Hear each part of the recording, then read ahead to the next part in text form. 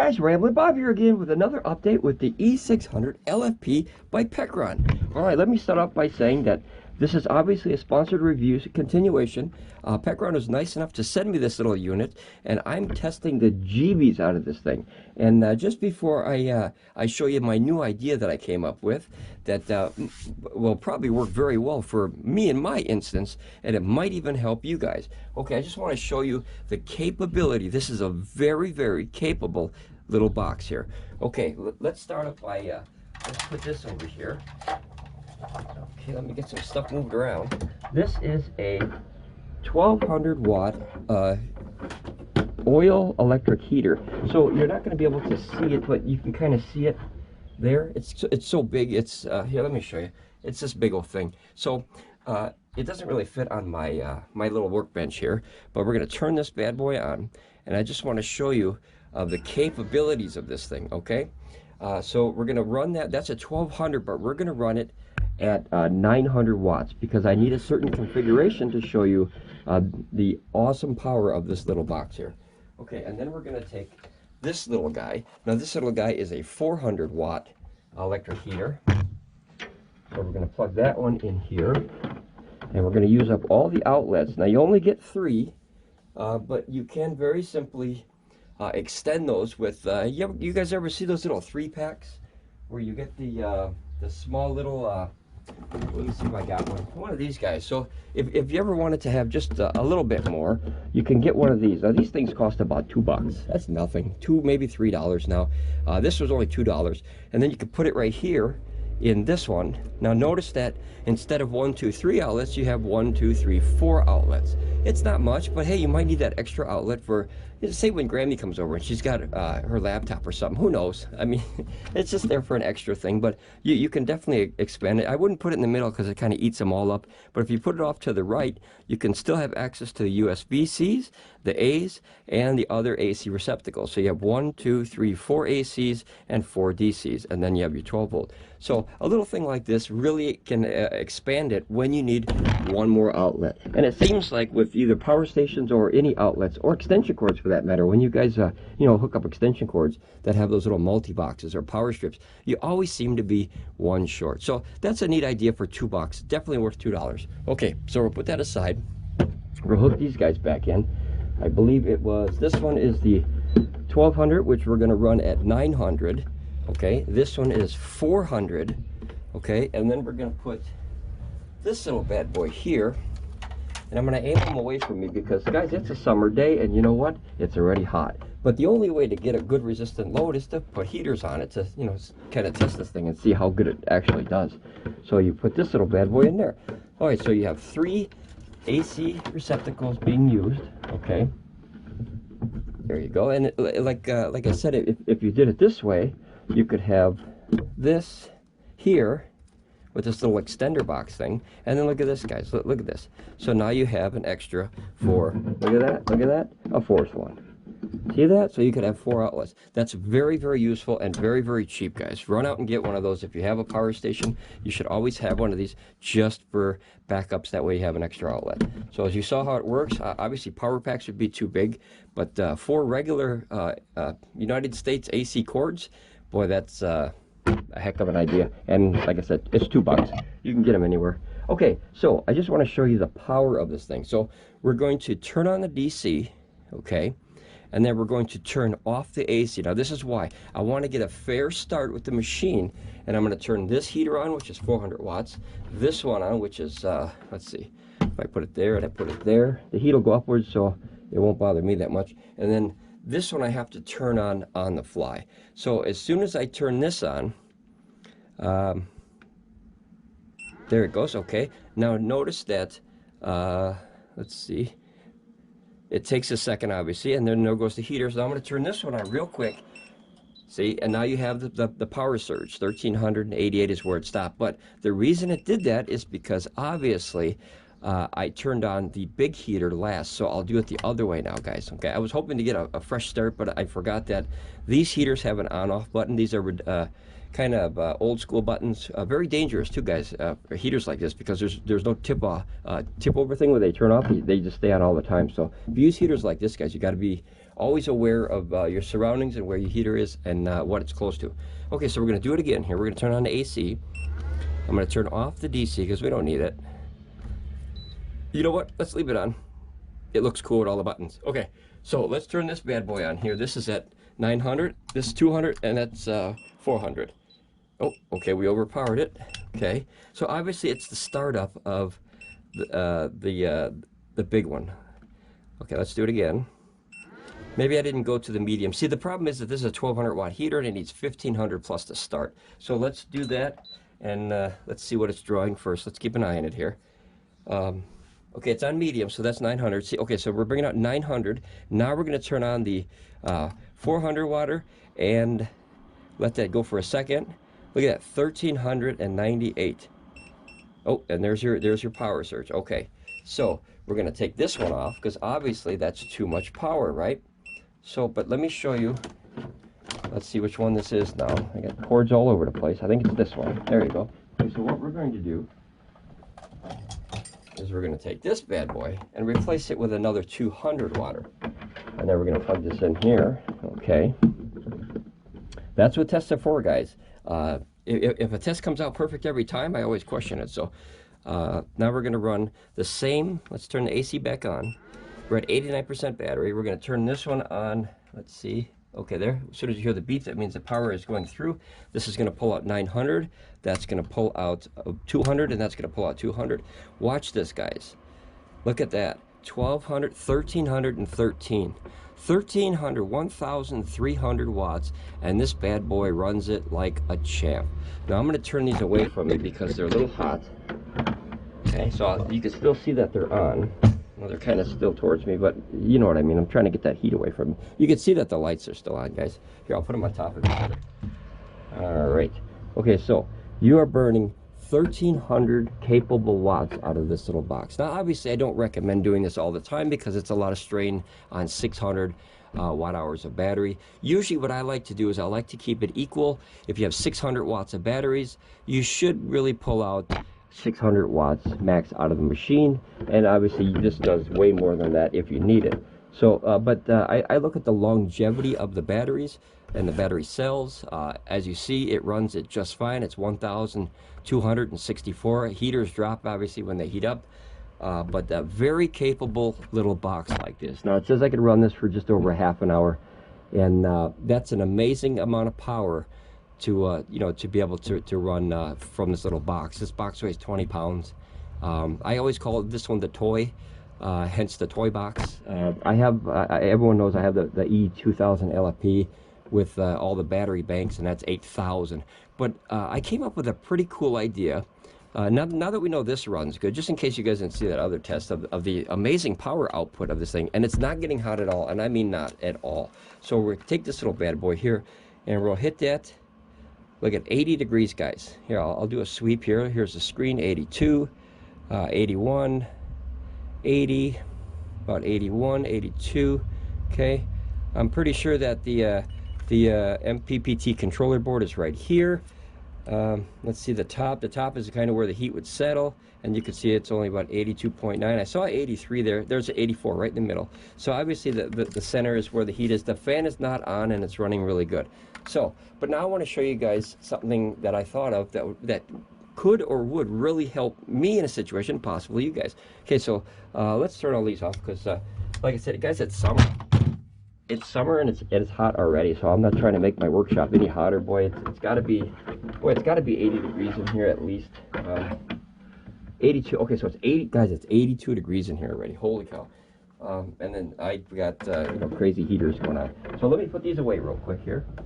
All right, let me put the bad boys over here. Let me put this bad boy over here. All right.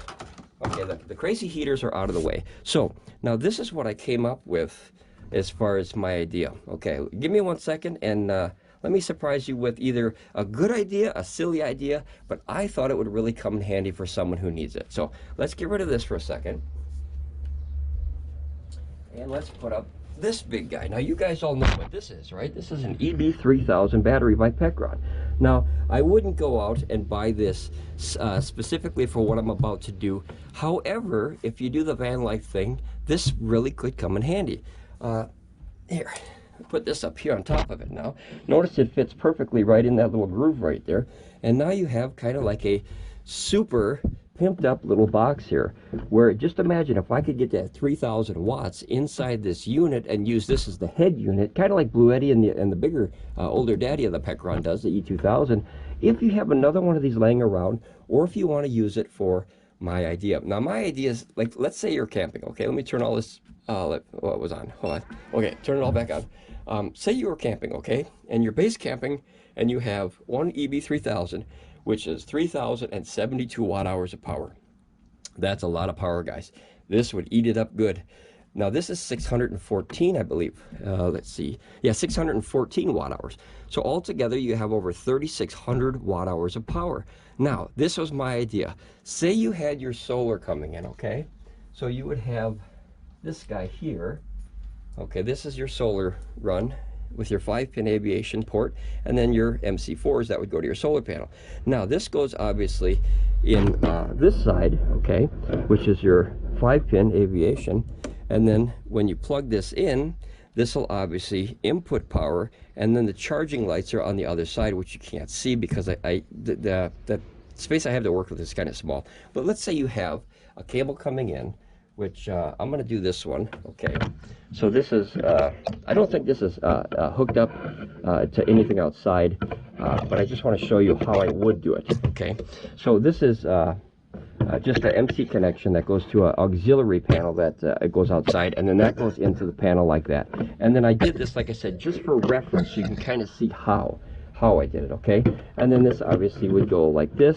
Keep the cords as clean as you can. You don't want knots in your cords, I mean, or right angles. You know, you want to have swoops because you don't want to crack these cables. So let's say this is charging all day off a solar panel at your base camp, and let's say you're bringing in, well, this can go up to 400 watts, guys. So say you had a couple small panels, or one big panel, and you run that in, and this can go from anywhere from 12 volts to 95 volts. So it's a very capable little box as far as the voltage. I mean, that's higher than I usually go. The highest I go is usually about 60 volts. So let's say you have a 400 watt panel, or possibly more, at your base camp, and you're running in 400 watts, because obviously this thing will stop anything that's too high other than the voltage, guys. Don't go over the voltage. It'll stop anything over 400, and then it'll allow 400 watts to go into the system and fill up 3,000 watts, which is almost possible, almost able to fill this up in one solar day. What you do is you take 400 watts times 5 hours is a traditional solar day, and then you get 2,000 watts. So that puts in 2,000 watts of power every day. So like, say if you're camping for a week or something like that, or you're getting down by the hiking trails or something like that, you can take this part and carry it with you when you need it, and then come back at night and fill this bad boy with this bad boy. You see my kind of idea yet? Okay, so this is how I come up with an idea. So these are the 3 cables that I need. Now I'm going to try to get this to work better. It limited at a certain amount, and you'll see that in a minute. I have 3 cables that I had to use to do this, and I'm going to try to get it as clean as I can, 1 cable to 1 cable. But like I said, I have to either make the cable or try to buy it somewhere. What we do need is, for my idea, is we'll start on this side. If you plug this in here, this is an XT60 that's on the right hand side, your left hand side of, and it looks like that. That's XT60, okay? And then that goes in here, and that allows you to have a barrel output, okay, as you see it, or it allows you to have the cigarette lighter output. Now you can do the barrel, okay, let's see, and then you plug the barrel, the 5521 barrel, into that, okay, to extend that. Hopefully you guys can follow that. And then you put this one, okay, into the input of the top of the MPPT controller, which is the Pecron. Now notice that as soon as, let's turn the DC off so you can see just the charging. Remember, this has a soft start, a slow start. So it takes a minute, okay? And then we're gonna let it, oh, I'm sorry, you have to turn this on. I always forget that there's a button there. Guys, this button is so hidden. Okay, the little light came on, and then notice that, see that little charging thing right there? That means that the power is starting to flow, and then this is gonna regulate and see how much is coming out. And this was my idea. So after I show you this, I'll show you my idea as far as camping at night. Okay, so it takes a minute, obviously, and then let's see what it's gonna do here. Is it going? All right, we gotta just give it a second here. Okay, there it goes. Okay, so obviously, like I said, this has a very soft start with it, which I really like. I like that. A lot of times, you know, you hook it up real fast and you think, oh, is it even working? It's working, just give it a second. It kind of talks and figures out the best configuration as far as the input power. And then, obviously, you see we're bringing in 76 watts.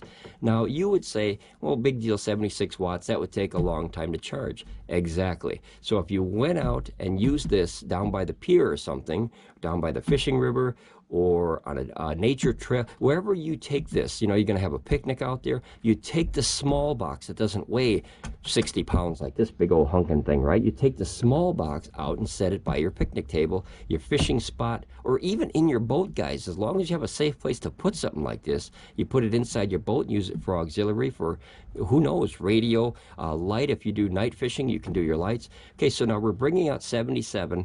I've seen this go as high as only 80 watts. Now, this is 12 by 30 amps. So that should technically bring out 300 watts of power. Now, I think I'm being throttled by the cable. The barrel only allows so many amps to go through, which is 15 amps. So let's do it this way. And my other way, see, I'm not a fan of the barrels, guys. I never liked them. I think they're very unsafe, and it's not good for power transfer. So that's why I want to get a shorter cable. This is a barrel adapter to a 5-pin aviation. I highly like the 5-pin aviation over the barrel. It's more snug, it's more secure. Now what I'd like to do is I'd like to get either an adapter and try it that way and eliminate this cord, as you can see. So it would basically go from this output to here, just a straight. Obviously that's 2 females, it's not going to work, or 2 males. I always forget what side is which. So you put those together like this, and that will shorten up the run. But since we don't have that, I can't find an adapter right in my workshop. This was kind of an idea I kind of came up in my head here out of nowhere. And then look at, you still have access to this if you need, right? So that way you still can use this battery, or you can use the main. So let's let it load again. Remember, it's got a soft start, so it takes a little while. We'll put this underneath. So far, are you guys following my idea here? As far as you have the solar coming in here, and then you're using the external power to charge this power station. Now, the best time to charge this is obviously when you bring this back to your base station and you go to sleep for the night. You plug this bad boy in there and just let it go all night long, because once this is fully charged, this will obviously either stay on or turn off depending on how you use it. This one will stay on, and then this one, you can either have it set to that timer, which I don't use, or you can just let it keep powering your lights or whatever. Now, notice that it's coming out at 81 watts. So this is allowing a little bit more power through that 5-pin aviation. Notice it was only like 76 through the barrel. That's the main reason I don't like barrels. I've never used the barrels much anymore for anything. But notice it's going to hover at about 80 watts. Here's 81, but it'll hover about 80 watts according to my tests so far. Now, this is where this would come in handy. Let me move this over. That's a lot of power, but it would be nice to have that sitting back at base camp, and then you bring this back, you know, after your day is done, and then you set it right here and you let it trickle charge, because what is this doing while you're out goofing around with this? This is soaking up the sun, guys. So this is my idea. Okay, let me get some cords here. I need this bad boy here. Let's turn on. Let's see. We need power packs. Okay, so we have this guy. So say you want to do a stereo, okay? We'll put this here. Now, obviously, when you use the AC, this will drop down. But remember, it's always going to bring in approximately 80 watts from this box until it's empty. So we're going to put this in here. And this is a little tiny boombox radio. I did a review on it. It's a little cheapy radio, but it's perfect to have some music at your tent. This is the wrong cable, so hold on. I got to get to the other cable here. All right, and while we're doing that and looking for that, I have stuff all over this whole room, guys. All right, so let's see here. Well, I had it. Okay, let's put this here. All right, so this is part 2. So let's say you have a laptop here, okay? and then we're going to turn this on, and then that we're going to plug into here. Now remember, a mad scientist has a lot of messes, so sorry about all the messes, okay? If you ever watch all the old movies with a mad scientist, they're always going crazy, putting cables everywhere and strings everywhere. I've seen batteries are falling everywhere. So that's just the life of a scientist guy, I guess. All right, so that's charging. And then you can use, let's see, we'll use this bad boy here. And let's put that in here like this, okay? And now look at this, guys. You would have a light. So you have one light bulb. I'm going to leave this over here. You guys can obviously see it's on. Here, I'll put it down here because that's very bright. Okay, so say you're camping. You're using this as a night light for your tent or you know, whatever you're using it for. And then look at this here, guys. You can put this in here, okay? And let me start this up here, okay? And then obviously, I was watching my Star Trek movies. I love Star Trek. You guys like Star Trek? I love Star Trek. All right, so this has, let's see, let's put all this away here. All right, Star Trek, awesome. And then the Ghost Hunters. Boy, I love the Ghost Hunters, guys. Okay, so you turn this little bad boy on and notice that that's using a little bit of power. So you have this going now, right? So now you have a fan to keep you cool, a little baby laptop, you know, up to about 50 watts. This only uses about 10 watts, guys. This is nothing for a laptop. Hopefully you can see that okay. There we go. Sorry about that. Okay, that was a little bit out of view. Okay, so you have a laptop going, you have a light going, you have a fan going. Okay, you see where I'm going with this? This is fantastic. So let's say you're using your laptop to play games or something, right? Or watch a movie or whatever. And then you have this little guy here that can do stereo, obviously. So let's see if I have a cord for that real quick. I usually have all this stuff ready to go, but well, I'll tell you what, your cords could get tossed around pretty quick. All right, that's a micro. All right, micro B, micro to micro, micro B. Guys, I have cords all over the place and I can never find the cord I'm looking for. I don't know if you guys have that same issue where you have a ton of these things. This is the one I need. I make these little bags in here and then my cat chews them. See how she does that? But let's see. So we're gonna open this one.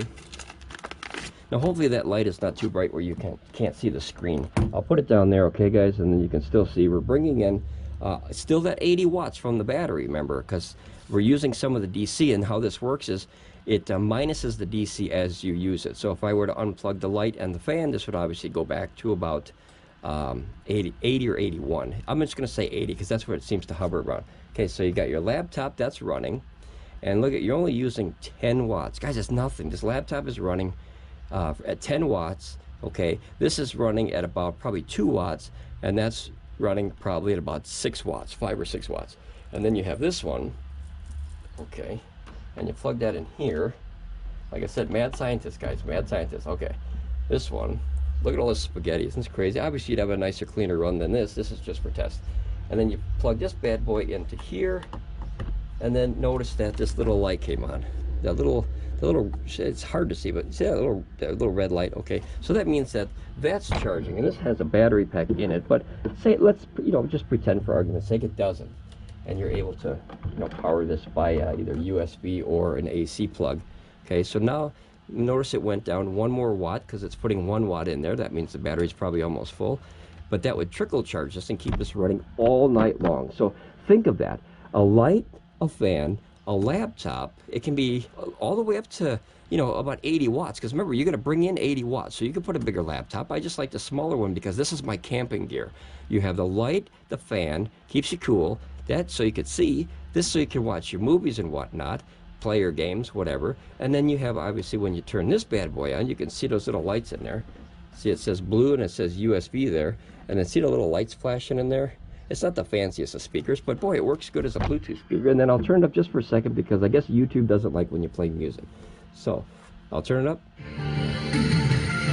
Right? So now you have a stereo, a laptop, a fan, and a light bulb all working at less than 8 watts or so. How crazy long would this go on your campsite, right? This is a fantastic idea, I believe, for certain people.